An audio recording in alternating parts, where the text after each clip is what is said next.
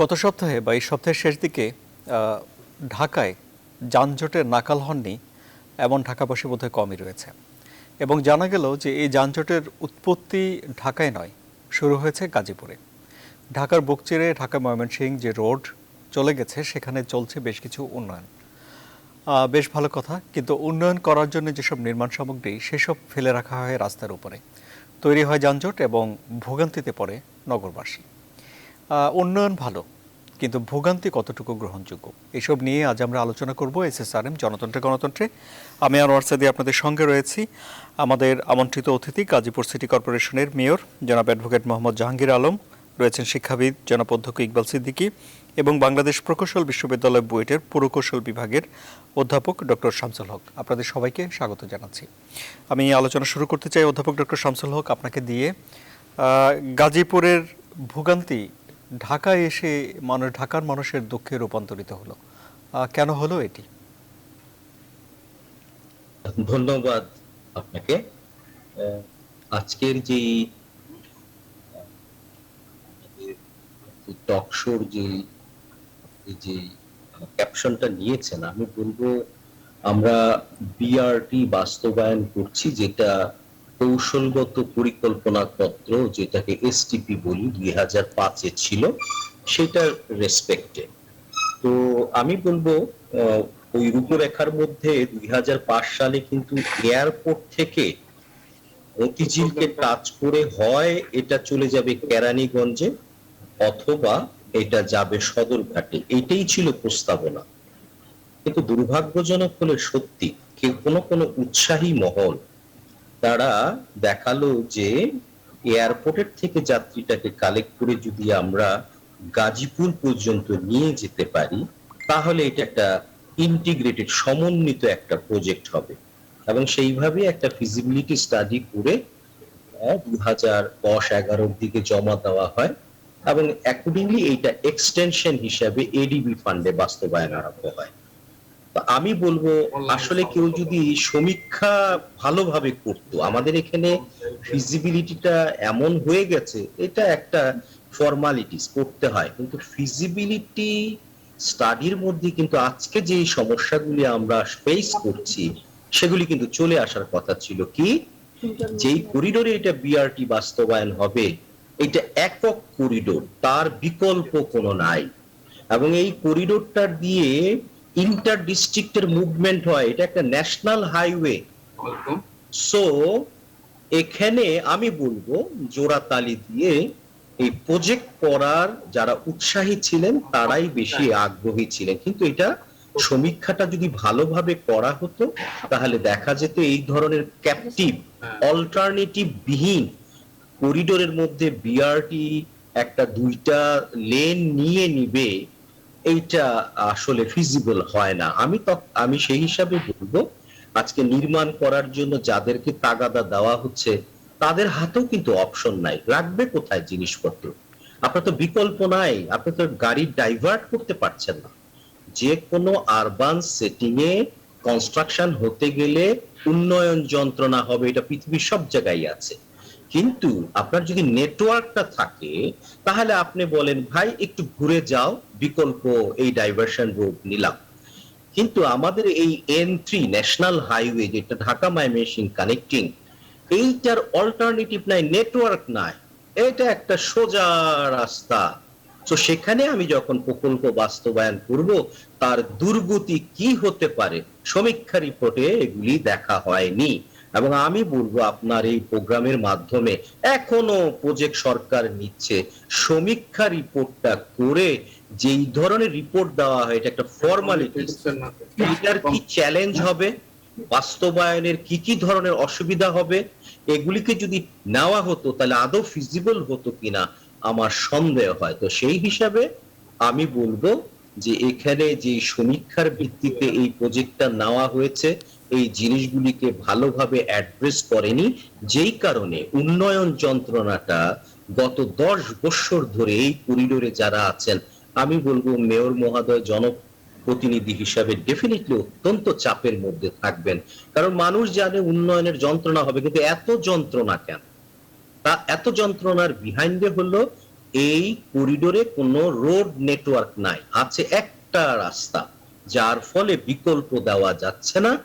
এবং এখানে প্রজেক্টের বাস্তবায়নের ক্ষেত্রেও কিছু ডেফিনেটলি সীমাবদ্ধতা ছিল, যেগুলি পলিটিক্যাল পেট্রোনাইজেশন থাকা দরকার ছিল। এইসব ঘনবসতিপূর্ণ ইন্ডাস্ট্রিয়াল বেল্টের মধ্যে দিয়ে এক একটা প্রজেক্টের ইম্প্যাক্ট যে কি হতে পারে সেটা জানলে পরে অন্যান্য দেশে এখানে একটা গুরুত্ব বিবেচনা করে পলিটিক্যালি কিন্তু এখানে একটু লিভারেজটা এক্সটেন্ড করলে কিছুটা এক্সপার্টাইট করা যায়। কিন্তু আমি ব্যক্তিগতভাবে বলবো এই করিডোরটা বিআরটির জন্য যোগ্য ছিল না, এসটিপি তো রিকমেন্ডেড ছিল না। এটাকে কোনো যারা উৎসাহী তারা এটাকে এক্সটেনশন হিসাবে যেন তেন ভাবে ফিজিবিলিটি করে আরম্ভ করে দিয়েছে, যার ফলে আজকে আমরা এই যন্ত্রণার মধ্যে পড়ে আছি। এবং আমি বলবো এটা যেহেতু আমি এটার সাথে জড়িত, যেই স্বপ্ন আমরা দেখিয়েছিলাম অর্গানাইজড বাস চলে আসলে এই এলাকার যানজট চলে যাবে, সুশৃঙ্খল একটা সুন্দর ব্যবস্থাপনা আসবে, আমার ধারণা সেটাও মনে আমরা পেতে যাচ্ছি না। কারণ যাকে দেখিয়ে সে ফিজিবল হয়েছিল সেই মূল বিআরটি হচ্ছে না, এখন খণ্ডিত একটা উন্নয়ন হচ্ছে, যার ফলে এই করিডোরে আগে যারা চলতো তারাও থাকবে, বিআরটিও আসবে, যার ফলে একটা এলোমেলো অপারেশনাল সিস্টেম হবে। এই জায়গাটাই আমি প্রফেশনাল হিসাবে খুব অস্বস্তির মধ্যে আমি আছি, যে first impression must be best impression, কিন্তু মনে হয় এত উন্নয়ন যন্ত্রণার পরও যেই স্বপ্ন, যেই হোপ, যেই রেস করা হয়েছিল তার কাছাকাছি হয়তো আমরা যেতে পারবো না। এটাই হচ্ছিল, এটা বাস্তবতা হবে আর কি। জি, অধ্যাপক ডক্টর শামসুল হক, আমি আপনার কাছে আসবো। অধ্যক্ষ ইকবাল সিদ্দিকী, খণ্ডিত উন্নয়ন হচ্ছে বলছেন জনাব ডক্টর শামসুল হক, আপনি কি বলবেন?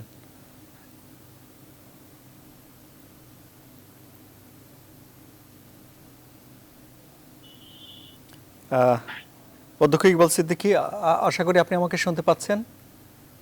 জি, আমি শুনতে পাচ্ছি, আপনি শুনতে পাচ্ছেন কিনা বুঝতে পারছি না। জি হ্যাঁ, ডক্টর শামসুল হক বললেন যে উন্নয়ন হচ্ছে সেখানে গাজীপুরে সেটি খণ্ডিত এবং মানুষের ভোগান্তি এ নিয়ে তার অস্বস্তিও আছে। আপনার কি মনে হচ্ছে সত্যি কি সেখানে খণ্ডিত উন্নয়ন হচ্ছে?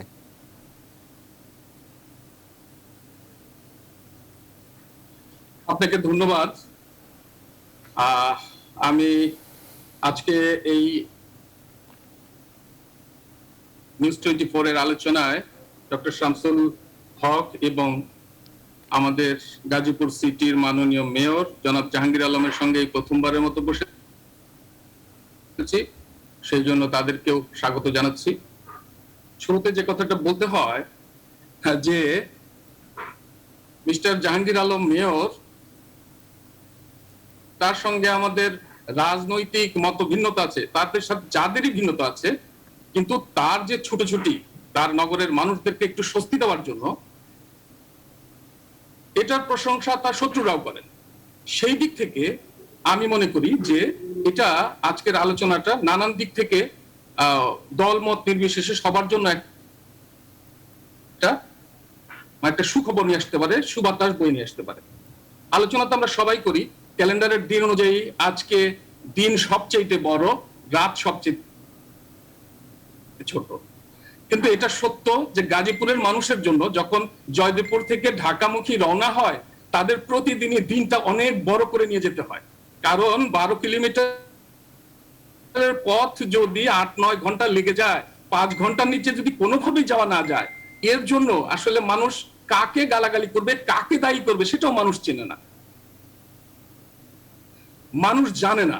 আর সবচেয়ে বড় কথা, পত্রপত্রিকা দেখে যেটা মনে হয়, আমাদের কাছে মনে হয় মন্ত্রী মহোদয় অসহায়, সচিব মহোদয় অসহায়, মেয়র মহোদয় অসহায়।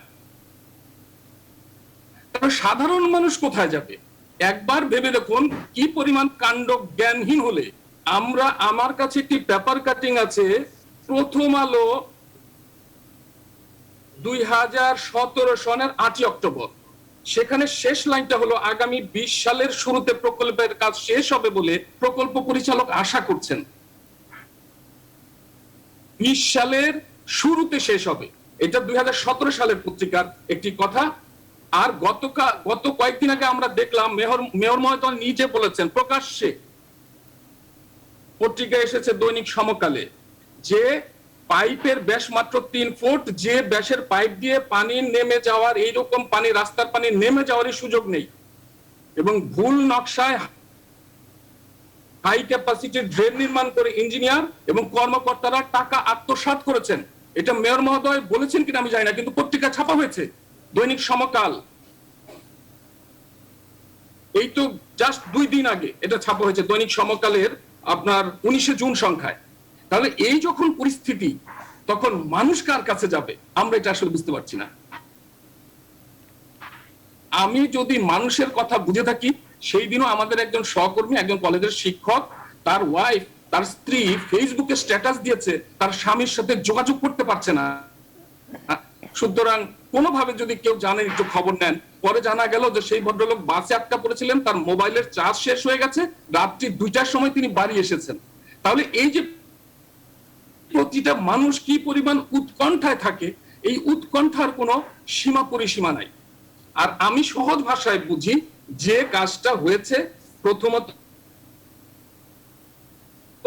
যে বলা হয়েছে যে এই কাজটি শেষ হবে 2020-এ প্রথমত, তারপরে সময় বাড়িয়ে করা হয়েছে 2022 সালের জুনে শেষ হবে, এবং প্রথমত এটার বাজেট ছিল 2 বছর মেয়াদী কাজের বাজেট ছিল 2040 কোটি টাকা, এটা হয়েছে পরে 4264 কোটি টাকা, এখন হয়েছে 4268 কোটি 32 লাখ টাকা। কার টাকা এগুলো? এই দেশের মানুষের টাকা। তো আমরা মনে করি যে এটার একটা জবাবদিহিতার আওতায় থাকা উচিত। জবাবদিহীনতার কারণেই আমার মনে হচ্ছে যে কেউ এটার জবাব দিতে বাধ্য না। আমি দেখলাম আমার ওই যে নির্বাচনী এলাকা, যদিও এটা গাজীপুরের সমস্যা, কিন্তু এই সমস্যার দ্বারা আক্রান্ত কিন্তু গ্রেটার ময়মনসিংহের প্রত্যেকটা জেলার মানুষ, কারণ এদিক দিয়ে তাদেরকে যাতায়াত করতে হয়। ময়মনসিংহ, নেত্রকোনা, এই তারপরে শেরপুর, এইসব সব জেলার মানুষ, জামালপুরের মানুষ, কিশোরগঞ্জের মানুষ এই দিক দিয়ে যাতায়াত করে। এই যে পরিস্থিতি, কার কাছে যাবে? মানুষ নর্দমা ড্রেনে পড়ে গেলে বা এই নর্দমায় পড়ে গেলে, ময়লা পানিতে হাবুডুবু খেলে কাদের কি আসে যায়? কারণ আমরা জানি না যে এটার জন্য কে জবাব দেবে। শুনলাম পত্রপত্রিকায় জানতে পারলাম যে মন্ত্রী মহোদয় এবং সচিব মহোদয় নাকি তারা বিব্রত, কিন্তু সেই দিন আমি একটা কথা শুনলাম মিডিয়াতে, একজন বলছেন যে ঠিকাদারের টাকা নেই সেই জন্য করতে পারছে না। আমার ধারণা ছিল যে হয়তো তিনি ঠিকাদারের উপদেষ্টা, পরে দেখলাম না, তিনি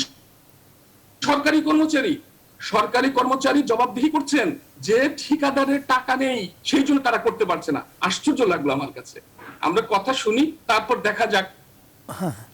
জি জি, অনেক ধন্যবাদ আপনাকে। কথা বলার সুযোগ আসবো। মানুষ বিরক্ত, মানুষ খুবই বিরক্ত, এই অবস্থা থেকে পরিত্রাণের পথ চায়। কিভাবে পথ আসবে আমরা জানি। গাজীপুরের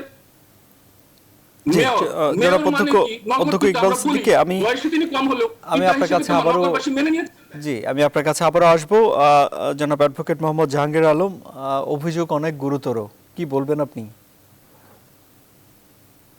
আসলে আমাদের যে সম্মানিত 2 জন আলোচক আছেন, আমিও তাদের মতন একজনই।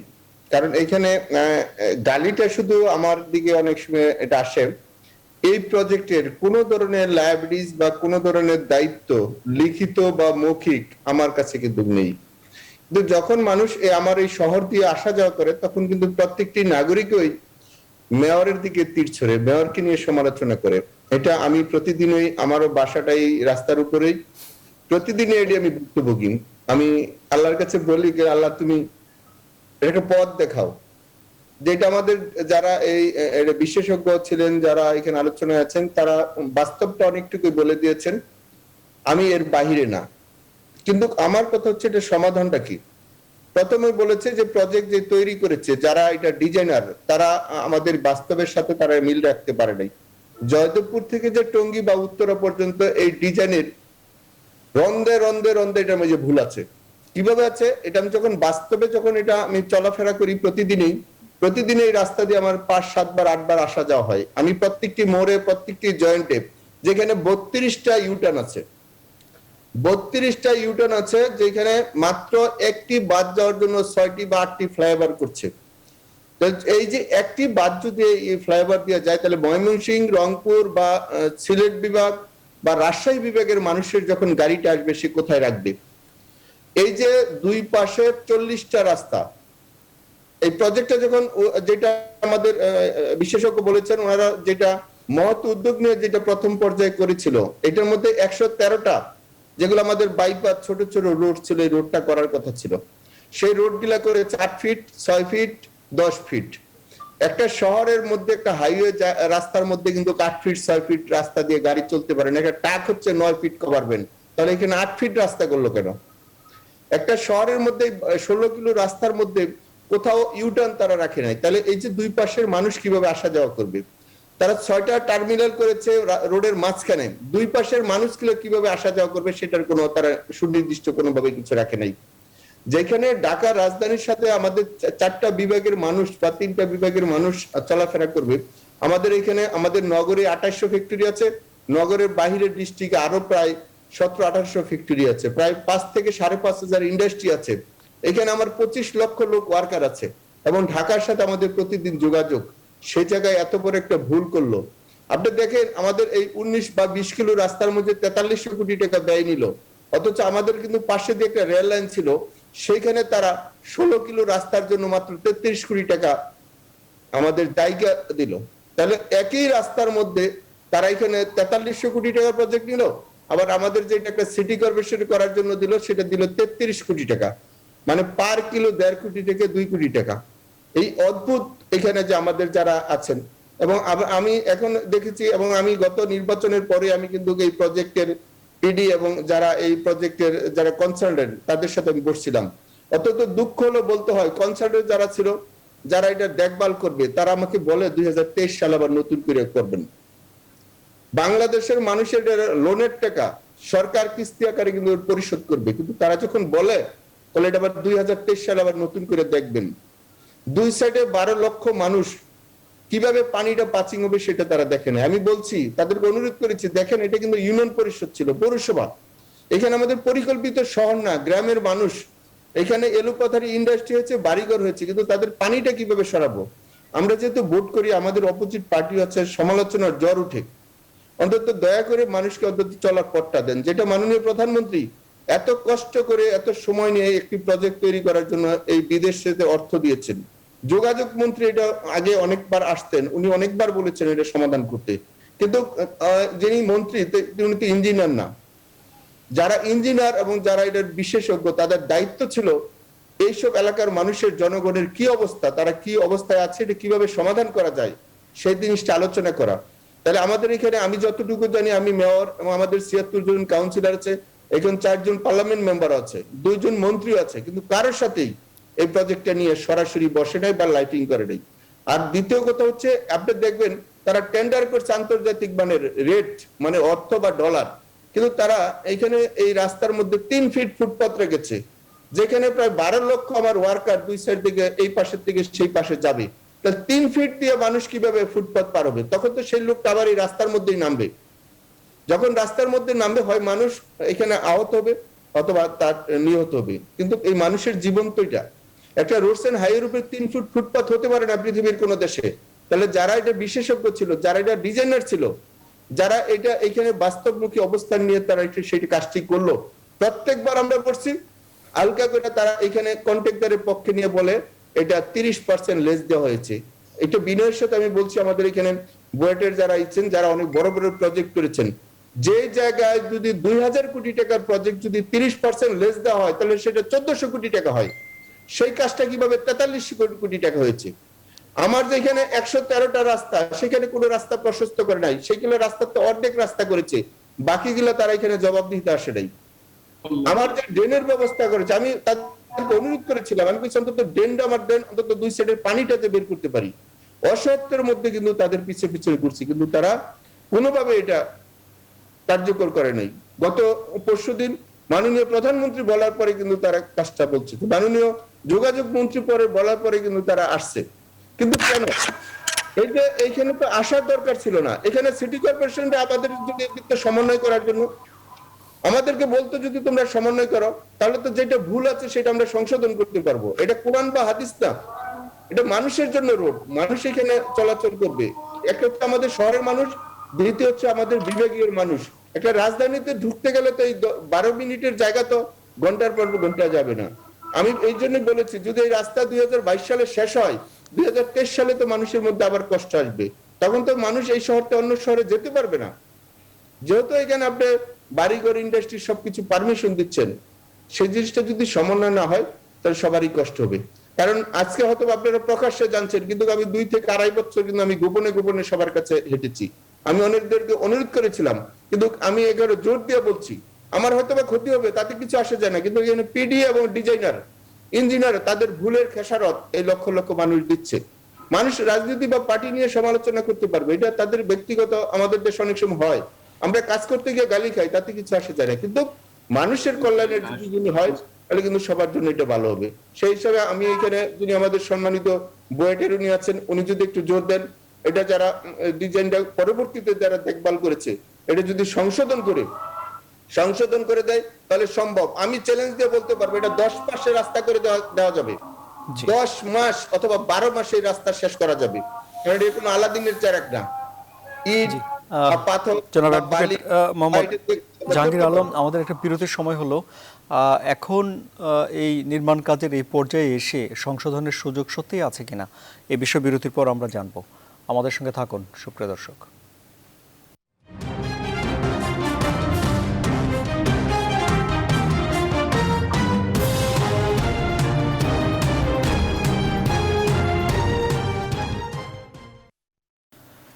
আবারও স্বাগত, আপনারা দেখছেন SSRM জনতন্ত্র গণতন্ত্র। জনাব অধ্যাপক ডক্টর শামসুল হক, তাহলে এখন কি ভুল সংশোধনের কোনো সুযোগ আছে?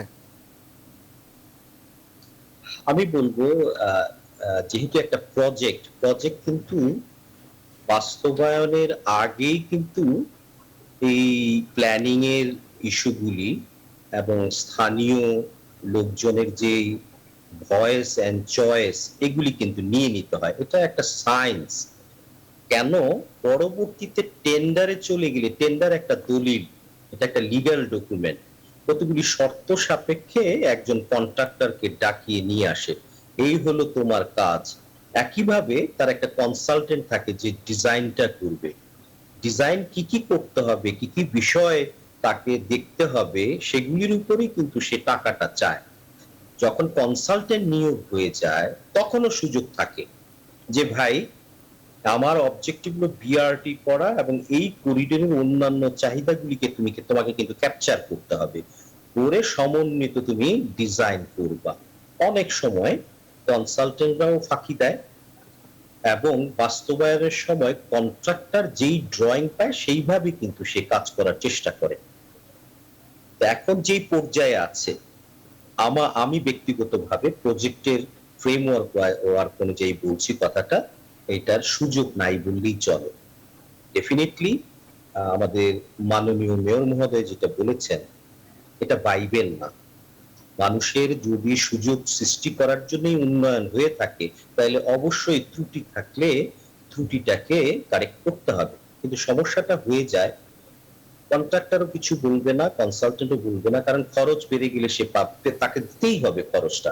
যে আমার যখন ডিজাইন পরিবর্তন হয়েছে তখন আমি কাজ করতে পারিনি, আমি কিন্তু মোবিলাইজ করে ফেলেছি ম্যাটেরিয়াল এবং ম্যান, সুতরাং আমাকে খরচ বাড়াতে হবে। ইনফ্যাক্ট প্রজেক্টের খরচ কিন্তু এই কারণেই বাড়ে, কাজ করতে গিয়ে কোনো সীমাবদ্ধতা বা কোনো সাংঘর্ষিক কন্ডিশন যদি ফিল্ডে পায়, তখন ডিজাইন পরিবর্তন করতে হয় এবং পরবর্তীতে টাইমের একটা এসকেলেশন দিতে হয়, খরচের কিন্তু একটা এসকেলেশন দিতে হয়। তো সেই হিসাবে আমি বলবো আইডিয়ালি ম্যাচিউরড অবস্থায় এখন সুযোগ নাই, অনেক সীমিত সুযোগ।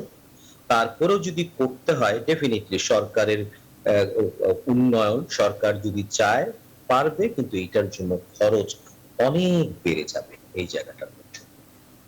জি, অনেক ধন্যবাদ আপনাকে অধ্যক্ষ ইকবাল সিদ্দিকী। তাহলে সরকারের তো খরচ বেড়ে যাবে সংশোধন করতে হলে, এখন তাহলে উপায় কি? আসলে আমরা ছোটবেলা অনেক সময় আমরা এই নকল হাড়ি পাতিল বানিয়ে খেলাধুলা করতাম, ছেলেমেয়েরা ঘর বাজার করে। তো সেইখানে কোনো ব্যাপারে মতভেদ হলে তখন কি করতাম, বলতাম খেলামেলা ভঙ্গ, সব ভেঙে চুরে দিয়ে চলে আসতাম। আসলে এটা তো তেমন না কাজটা, কিন্তু কাজের যে ধরন, মাননীয় মেয়র মহোদয় বা ডক্টর শামসুল হক যা বললেন, তার থেকে কি ধারণা হয়? মনে হয় যেন ছোট কিছু শিশু, এই ছোটবেলার জোলাপাতি খেলতাম যে, সেরকম জোলাপাতি খেলতে বসেছে, এখন আবার নতুন করে সবকিছু শুরু করতে। পরিস্থিতিটা এমন হয়েছে, এই পরিস্থিতি থেকে তো আমরা মুক্তি চাই। আমরা এই পরিমাণ, এই যে এখনো কিন্তু আমরা বলতে পারছি না কে এটার জবাব দেবে। দেখেন, আমরা এই পরিমাণ আমলা নির্ভর হয়েছি এই দেশ। এটা যদিও আজকের আলোচনা প্রাসঙ্গিক না, মেয়র মহোদয় আছেন বলে বলছি। শালনা নামে আমাদের একটা জায়গা আছে, ঢাকা ময়মনসিংহ হাইওয়ে। এইখানে যে হাইওয়ে থানা হয়েছে তার নাম হলো নাওজোর হাইওয়ে থানা, অথচ এটা হলো শালনা। আবার ঢাকা টাঙ্গাইল রোডে আছে জায়গার নাম হলো নাওজোর, কড্ডার পর পর ওই থানার নাম হলো শালনা হাইওয়ে থানা। অর্থাৎ আমাদের এখানে তো অনেক টাকা, লক্ষ কোটি টাকা খরচের বিষয় এটা সংশোধন করতে। আমাদের নেতৃবৃন্দ, মাননীয় মেয়র মহোদয়,